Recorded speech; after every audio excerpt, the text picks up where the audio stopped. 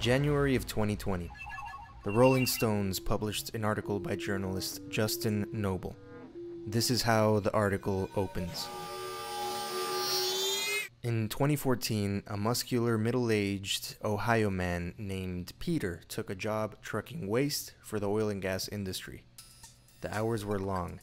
He was out the door by 3 a.m. every morning and not home until well after dark.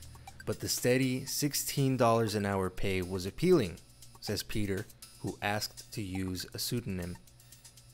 This is a poverty area, he says, off his home in the state's rural southeast corner. Throw a little money at us, and by God, we'll jump and take it. In a squat rig fitted with a 5,000-gallon tank, Peter crisscrosses the expanse of farms and woods near the Ohio-West Virginia, Pennsylvania border, the heart of a region that produces close to a third of America's natural gas.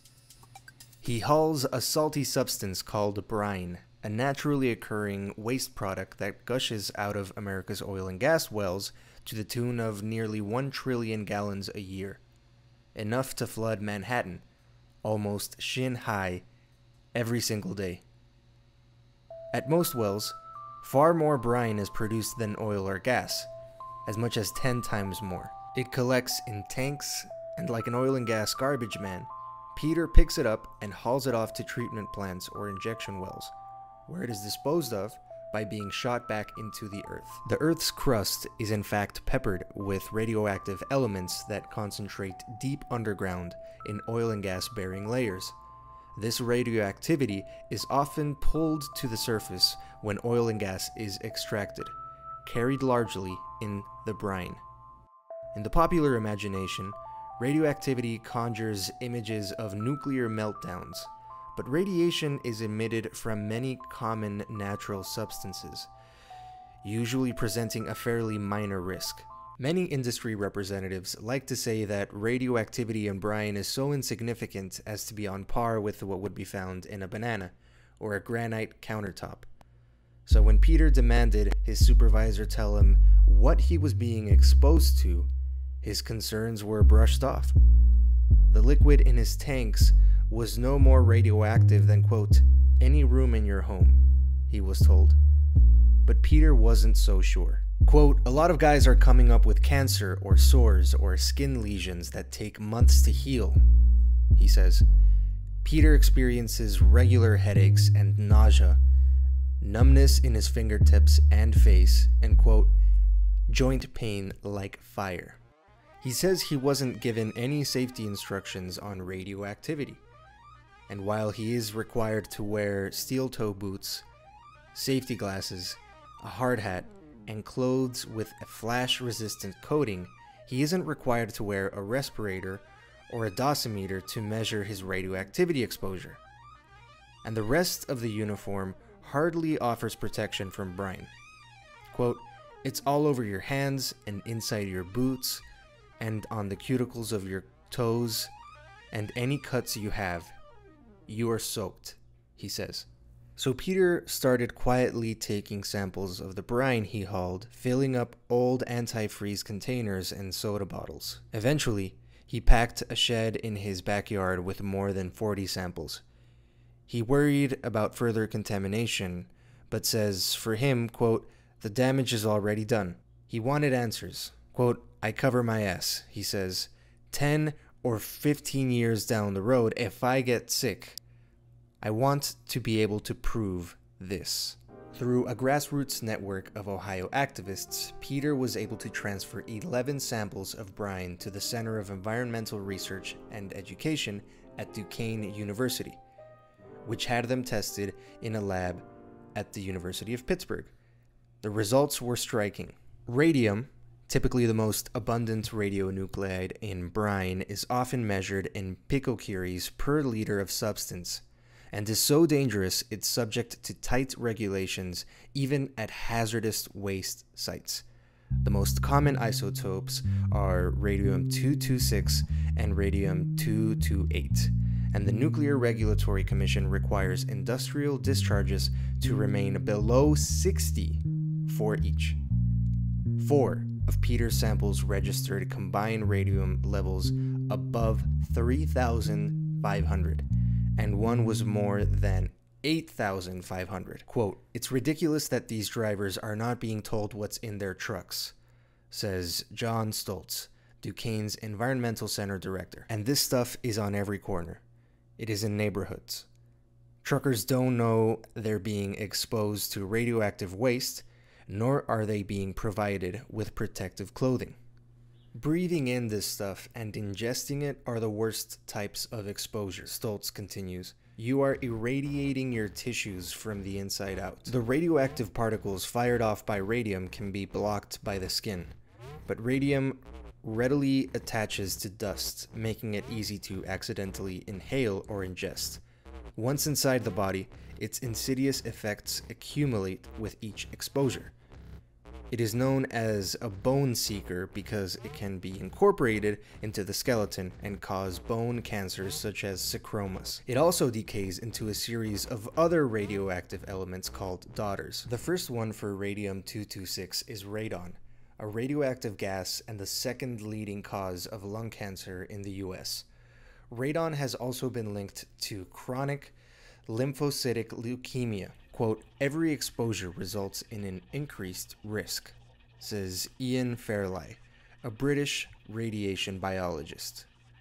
Quote, "Think of it like these guys have been given negative lottery tickets, and somewhere down the line their number will come up and they will die." Peter's samples are just a drop in the bucket. Oil fields across the country, from the Bakken in North Dakota to the Permian in Texas, have been found to produce brine that is highly radioactive. All oil field workers, says Fairlie, are radiation workers, but they don't necessarily know it. Tanks, filters, pumps, pipes, hoses, and trucks that brine touches can all become contaminated, with the radium building up into hardened scale, concentrating to as high as 400,000 picocuries per gram. With fracking, which involves sending pressurized fluid deep underground to break up layers of shale, there is dirt and shattered rock, called drill cuttings, that can also be radioactive. But brine can be radioactive whether it comes from fracked or a conventional well. The levels vary depending on the geological formation, not drilling method. Colorado and Wyoming seem to have lower radioactive signatures, while the Marcellus Shale underlying Ohio, Pennsylvania, West Virginia, and New York has tested the highest. Radium in its brine can average around 9,300 picocuries per liter, but has been recorded as high as 28,500. Quote, "If I had a beaker of that on my desk and accidentally dropped it on the floor, they would shut the place down," says Yuri Gorby, a microbiologist who spent 15 years studying radioactivity with the Department of Energy. Quote, "And if I dumped it down the sink, I would go to jail."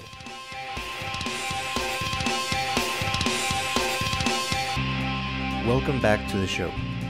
As promised, these next couple of episodes will focus on the radioactive waste crisis caused by oil and gas industry. Similar to how fossil fuels harm the climate and damage our health by polluting our shared air, the fossil fuel industry also pollutes our water with highly toxic chemicals as part of the oil and gas production process. We will explore these dynamics in the next couple of episodes.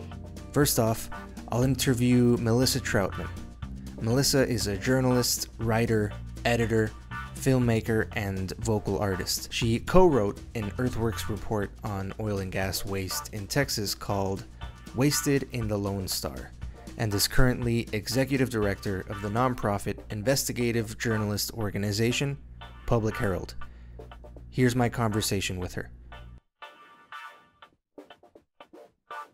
Welcome, Melissa, to this podcast. We're really excited to have you here to talk to us about oil and gas waste. Many people don't consider waste when we're talking about oil and gas, but as we're going to talk about, it's a very important component of this industry and its community impacts. So starting with the basics here, could you provide us with a brief summary of what oil and gas waste looks like? Sure. Yeah. And thank you, Miguel, for having me on. It's always good to chat with you. It's been a while.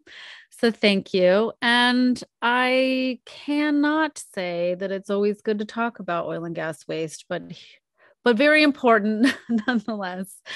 So what does oil and gas waste look like? Well, there's what oil and gas waste looks like, and then there's what it actually is, which is an important distinction because sometimes it looks benign, but it's not, right? And so I'll kind of break this up into two kinds of waste. One is the leftover materials from performing the job itself. So, equipment like pipes and tanks and stuff like that.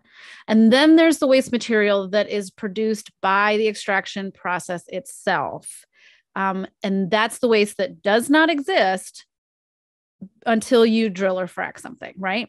So, let's start with the stuff that performs the job. Mostly equipment like pipes, drills, and tanks.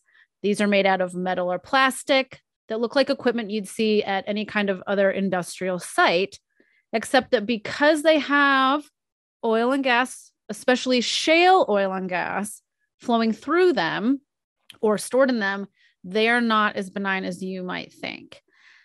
And then there's the waste produced from the job itself by the extraction process. And this is the waste that's produced in various forms from solid to liquid, along with this kind of sludgy or muddy stuff in between.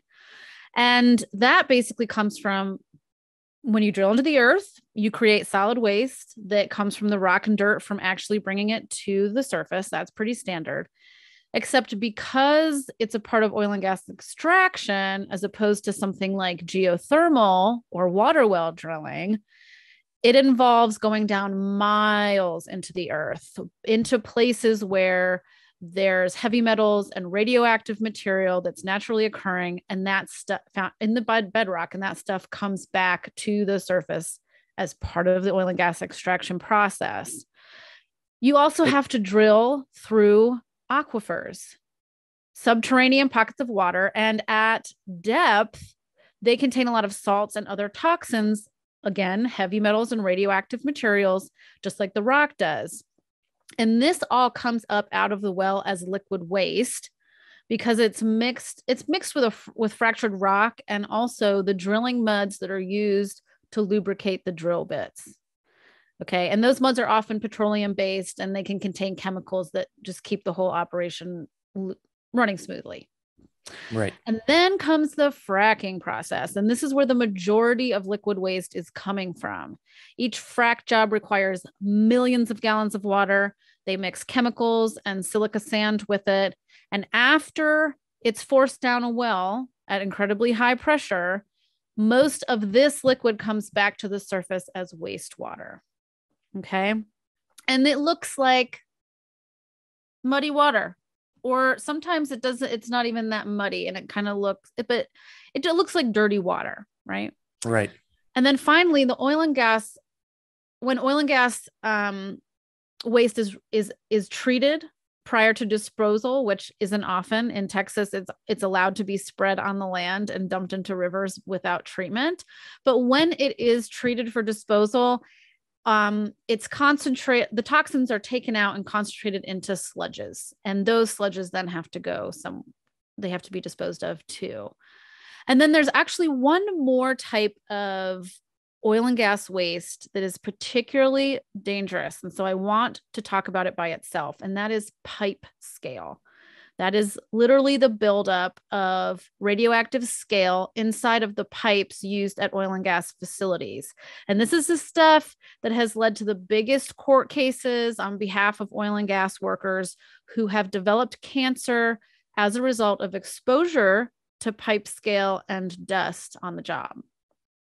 So that's a breakdown of the waste types, and all of them, every single one, can contain toxic levels of the contaminants like carcinogens, radioactive materials, heavy metals, hydrocarbons, and then, of course, the undisclosed secret fracking chemicals that companies still don't have to tell us about. Yikes. Well, thank you for that breakdown. You said radioactive, which to many listeners is kind of sounding some alarm bells because the public generally doesn't associate oil and gas with radioactivity. And we're going to go deeper into how those two are connected. But you mentioned that a huge part of this waste that is unleashed, right, that is just chilling underground, and we just kind of unleash it as part of the fracking process. Um, I mean, it seems like the advent of fracking as a process to extract oil and gas was a fundamental shift in the industry. Absolutely. So one might this might lead one to think that this change is reflected in waste policy and regulation. So tell us, Melissa, how did the government's definition of quote hazardous waste shift with the development of fracking? Well, it didn't. Plot So, twist. yeah. So, the government's definition of hazardous waste hasn't changed for the oil and gas industry in decades, despite the freakish addition of modern fracking, which produces all this more waste, right? Um, Exactly. so, the way that this works is that the oil and gas industry has not had to comply with hazardous waste law since the 1980s. And that is when industry lobbyists managed to convince the feds that it was unnecessary and dun, dun, dun, too expensive for them to apply hazardous waste rules to their hazardous waste. Amazing. So, long story short, in 1988, the EPA finishes a study that Congress told it to do.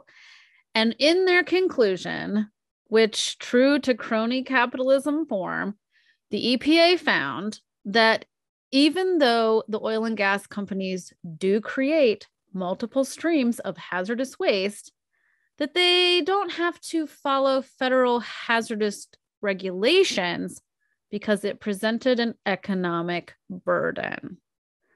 Now, let's just key in on economic burden for a second, because, you know, if I was going to go dig a hole in the ground, put a bunch of stuff in there, bring a bunch of nasty stuff out, and like it would be my responsibility and just part of doing my business to Right. properly manage that waste. So Cost of this is business. not exactly like to properly deal with the waste that you generate during normal business practices is a cost of doing business. It's not an economic burden any more than anything else extraneous might be. But the industry has not had to pay this cost of doing business for over 30 years. Instead, that improperly managed waste and all of its hazardous risk is pushed off in the public in ways that are not at all transparent. Like you mentioned, most people don't know that oil and gas waste, the oil and gas industry, not just the waste, but the industry is radioactive. And a lot of people Right. don't know that. That's not an accident. So what happens is this stuff ends up in communities without people even knowing it. Because even though the feds said back when they exempted the industry in 1988 from federal hazardous waste law, the feds said, well, you know, this is actually a state issue, and individual states do have the authority to create their own hazardous waste rules. And they do. But instead of creating hazardous waste rules for the oil and gas industry, the state just followed the federal lead and exempted the industry at the local levels, which Right. means that nowhere it created a nationwide exemption for the oil and gas industry. Nowhere in the United States has the industry had to comply by the same hazardous waste rules that everyone else does. And that loophole exists to this very day, except in New York State. New York is an Okay. anomaly here because we finally got New York State to close its hazardous waste loophole for oil and gas in 2020. And there's also legislation proposed in Pennsylvania to close the hazardous waste loophole in Pennsylvania as well. But so far, it's not gained, the legislative support to make it law. Right. Because like Texas, Pennsylvania is a major oil and gas state. Pennsylvania is number 2 in the nation behind Texas for oil and gas production. So, that shows in the legislature. It's not, They're every paying attention. election. Yeah, every election season, the campaign, the industry puts money all the way down both sides of the aisle. So Exactly. yeah. But I think it's important to note that because Texas is the largest oil and gas producer, they're also the biggest producer of the waste. Mm-hmm. And so the failure to apply hazardous waste law to the oil and gas industry is a bigger crime in Texas than anywhere else, because everything's bigger in Texas, right? Unfortunately, sometimes that means increased probability of cancer, unfortunately. Yeah, but absolutely. No, yeah, it's interesting that this isn't the only legislative space where the federal government basically says, oh, states do whatever you want. And that translates to communities are suffering. Because as you mentioned, regulation of this waste is not the same in Pennsylvania and Texas as compared to, I don't know, Rhode Island, right? So can you tell us exactly how the public is forced with the burden of paying for this cost of business? Sure. Yeah, I mean, what a loophole really is an exemption for industry, but it's an exemption for industry to do regular cost of business. But it's more than just about the company saving money. It's about who is actually forced to pay, because somebody's always picking up the tab. And if it's not the industry, then it's obviously someone else. So who is it? And it's the public. It's always the public. So instead of keeping waste expenses inside the industry, governments have let industry shift that responsibility onto the public, and therefore turned it into an actual burden. Because frontline communities bear that burden in the form of pollution and illness. And then the taxpayer bears that burden in the form of cleanup costs. Because when industry isn't made to properly deal with this toxic stuff when it's first created, the government ends up using our tax dollars to clean it up years later. Mm-hmm. Mm-hmm. So as we've been discussing, the industry wants us to not associate radioactive waste with oil and gas development. So that's what this podcast episode is about. Uncovering that. Can you speak on exactly how radioactive waste shows up in this oil and gas extraction? Sure. So just like the industry knew for a very long time about its impact on the climate and then hid that, it has also done the same thing with the fact that it is a radioactive industry. So the presence of radioactive elements in oil and gas waste and in the industry as a whole has been documented for decades by the industry itself, by government, and they've both repeatedly stated, despite the evidence, that the levels present are not of concern. So you have the science and then you have the PR, right? Sounds familiar. Yes, this is all the same playbook, right? Just over and over.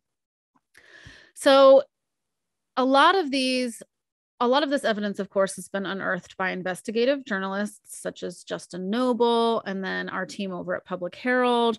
And what these investigations have revealed is that A, the industry has known about the real risks of radioactivity within its own industry for decades, and B, there is a direct link between radioactivity on the job and cancer in oil and gas workers. We all know this. We know this all to be true. Okay. Right. In fact, in 1982, so how many years ago is that? 30, 40? Right. That's 40 years ago. Yeah, no, that's geez, long time ago. 40 years ago, the American Petroleum Institute commissioned a report. And that report found that, and I quote, almost all materials of interest and use in the petroleum industry contain measurable quantities of radionuclides that reside in processing equipment, product streams themselves in the actual oil and gas, and in the waste. They also found that groundwater used for brine solutions for operating wells and such also contains significant quantities of radium 226 and radon 222 in particular. Now, I want to talk about those two in particular. There are many types of nasty radioisotopes in oil and gas waste, but let's just talk about these two for a moment. So radium 226 is a cancer causing. It's known to cause cancer in humans. Okay. And it has a half-life of 1,600 years, which means, of course, that when you put it somewhere, it stays there forever. Yeah. Unless it's moved somehow. And where it's repeatedly applied, such as on roads or in fields or in landfills, it accumulates over that time and gets hotter and hotter. So let's take Texas landfills, for instance. In order for oil and gas waste to go to a municipal landfill in Texas, it cannot have any more than 30 picocuries per gram of radioactive material in it. So 30 is the magic number. And honestly, 30 is a decent number in terms of safety per load. But here's the problem. They're not taking a single load and dumping it in a landfill. They're taking load after load after load after load. And so what happens when you pile all of that at only 30 picocuries per load? What happens when you pile all of that up in the same place? It just sits there and accumulates because it doesn't break down. It has a half-life of 1,600 years, right? Right. Now, some landfills will have an annual threshold, okay, which means theoretically they can only take so much of a radioactive substance per year. But here's the other problem. The testing in Texas in particular, the testing has very little and in some cases no actual oversight. So it's a number on paper, but it doesn't translate to real life, right? Yep. It's not guaranteed anyway. And the regs sounds like the air pollution system, right? Where they failed to take all of these different pieces in the context of the whole. And this similar, like we're talking how the industry uses the same playbook. This is just reminding me of the government using their same playbook of just justifying this waste in something that might sound good on paper, but in reality on the ground is dangerous. That's absolutely right. And even on paper, Miguel, it's not enough. It's not strong enough. Right. For example, nowhere on paper does it say that regulators should look at the total number of sites that are positioned over a certain aquifer. I mean, even if you have an annual threshold at a particular landfill, what if there's 3 landfills over top of the aquifer? Exactly. Like you said, they are not assessing or regulating the cumulative effect of any of this shit, whether it's waste or methane or anything. And to be honest, I think that is by design. Of course. Yeah, no, it's but that's probably a different podcast. Yeah, no, it's like it's this perfect profit guaranteeing system for them, right? Radium 226 sounds horrifying. How about radon 222? Okay, well, so radium 226 is it's found in contaminated soil and water as well, because radium 226 is water soluble, so it makes it into water. Radium 222 or radon 222 is a colorless, odorless radioactive gas.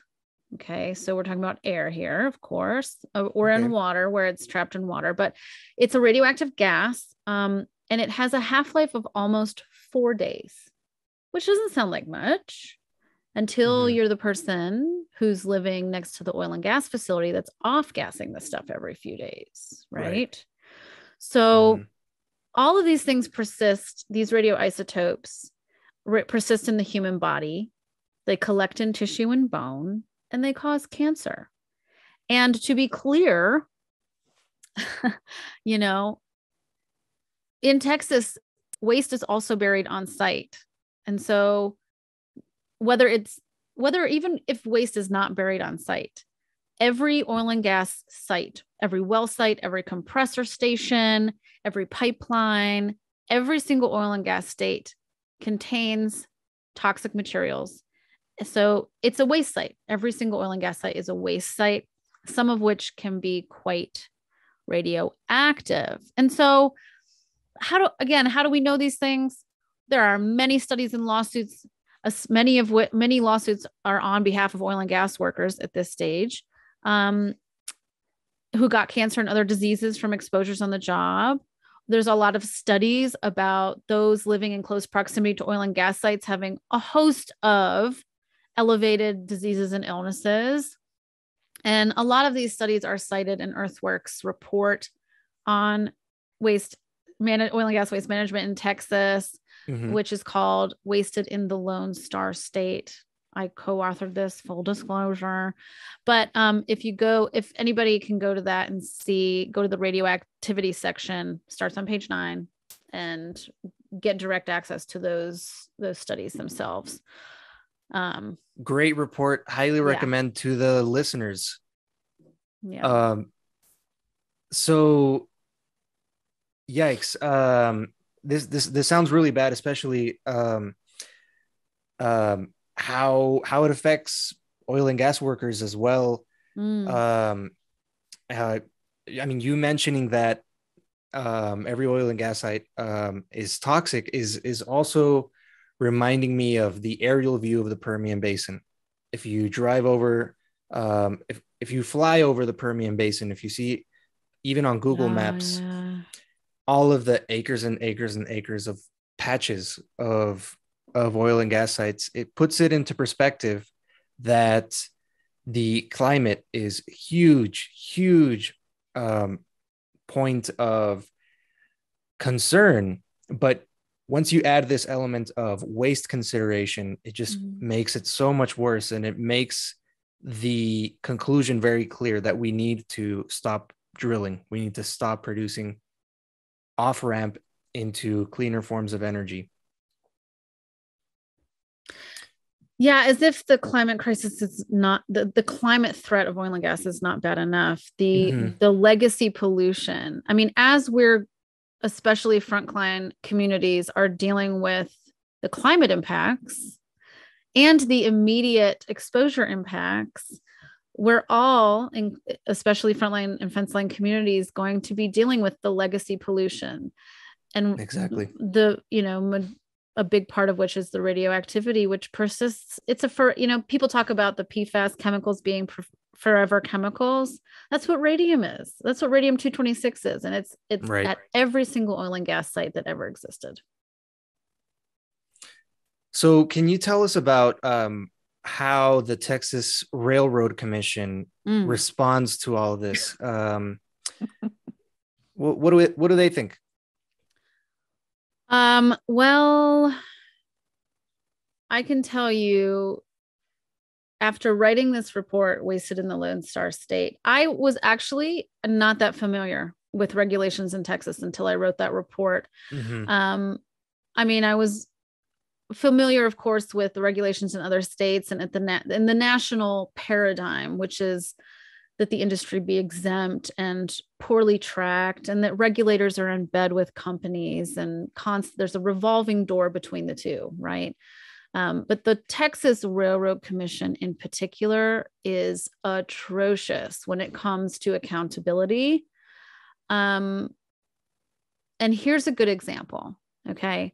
So while I was writing Wasted in the Lone Star State, it just so happened that an industry insider contacted me, and he was like, "Are you going to be writing about Texas?" And I said, "Funny you mentioned that. I actually am." And he said, "Okay, well, you might want to know about this site in West Texas that is taking radioactive waste from the industry, but it's also not just taking waste from companies here in the US, it's importing radioactive oil field waste from other countries." And this is the first time I'd ever heard about this. Mm. So, Okay.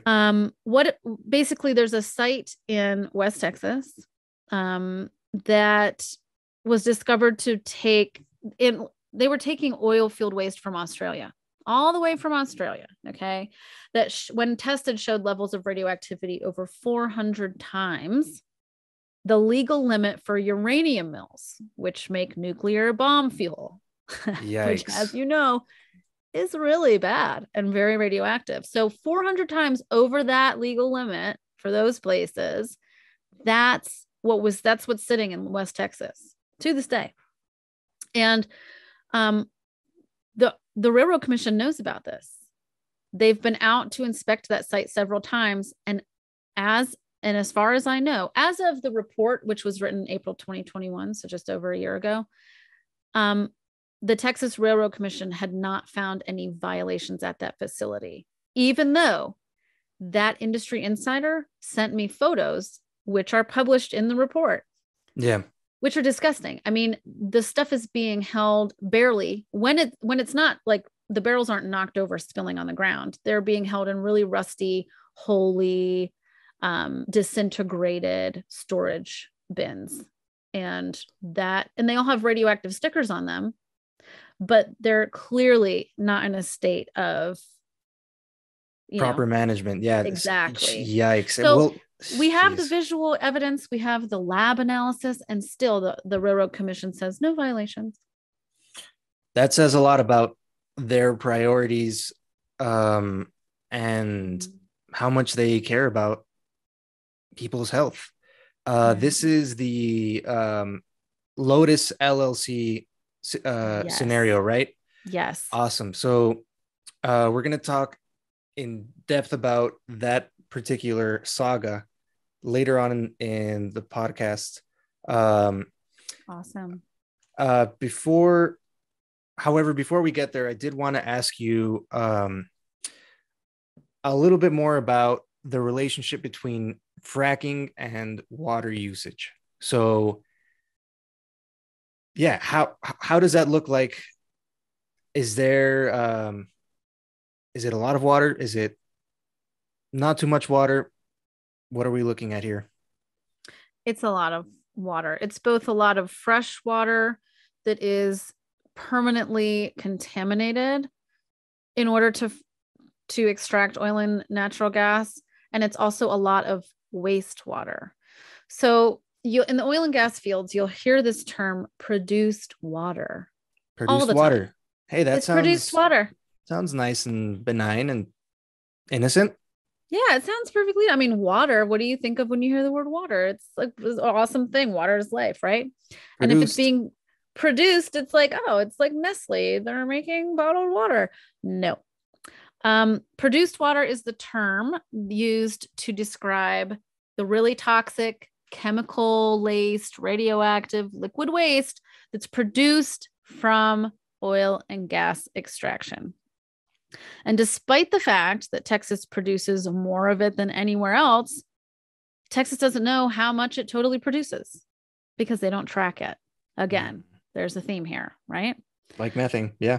Yeah. So the total volume of oil and gas waste water is unknown. And when we asked the Railroad Commission for the total amounts, they didn't know. They said, well, volumes are reported on individual permits, but we don't add all that up, So, okay. Why should they? They don't care. But here's where it gets easy for us, right? Because what we do know is that in Texas, about 6 barrels of liquid waste or wastewater is produced per barrel of oil. It's a 6-to-1 ratio. Wow. Yeah. So when you do like back of the envelope map, which we did for the year of 2019, we found that in 2019 alone, Texas oil and gas companies produced over 26 million gallons of liquid wastewater every day.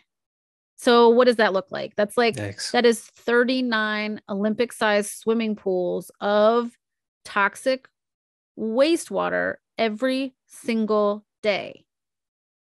So every fracked well requires millions and millions of gallons of water to frack. And most of that that's pumped down the hole ends up coming back up. So that's where all of this stuff is coming from, right? It's not all Yikes. coming up from natural water deposits underground. They are taking water, pumping it down the hole, mixing with chemicals, and then most of it's coming back up, and then it has to go somewhere. So before I ask you where that goes, Yeah. I will mention. So we track the level of production. We track it a lot, and in the Permian alone, well, you mentioned that figure, which was from 2019, and unfortunately, it's worse now because since 2019, it's the amount of oil and gas that's been produced is increasing. In the Permian alone, we're at 5 million, higher than Trump levels. So just to Wow. emphasize once again that the more we produce oil and gas, the more of this toxic water we have to deal with. So yeah, Melissa, can you let us know where they put all of this? Sure. I think to add on to your last point, though, it's important to recognize that even when fracking stops, when they stop drilling and fracking new wells, the wells that already exist still produce this waste for decades. It still slowly comes up throughout the life of a well. And so if we ban fracking tomorrow, we still have to deal with the waste issue as a Exactly. manner of transitioning to a different system, right? So where does it go? Well, it goes a lot of places in Texas. You can discharge it to a stream, you can spread it over land, and you can inject it underground. Now, in the industry, to be fair, the industry does reuse a fraction of its liquid waste for more fracking, but it still has to add fresh water to that in order to get it to a solution that they can use. So, Right. A huge amount of Texas's waste gets injected underground. So when an injection well, Texas has a ton of injection wells, and it's the preferred method of dealing with the liquid waste in particular. But injection wells can leak, and when they leak underground, it contaminates underground. It contaminates the soil, and it contaminates any nearby groundwater supplies. And then, of course, water moves through the ground, so the contamination can be taken away from the site via groundwater movement. And of course, when an injection well blows at the surface, it sprays and spills it everywhere. And when the earth you're pumping it into doesn't hold that material like you think it's going to, it can also create seismic activity. And the increase in earthquakes across some parts of Texas have been linked to oil and gas waste disposal at injection well sites. Well, just to add to that, the day before this interview, yesterday, June 1st, 2022, there were 5 earthquakes in one day in the Permian Basin.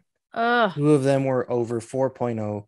And oh my gosh. yes. And so this is it's kind of like a vicious cycle, isn't it? Like the more you inject, the more it increases seismic activity, the more it poses a harm for our water sources.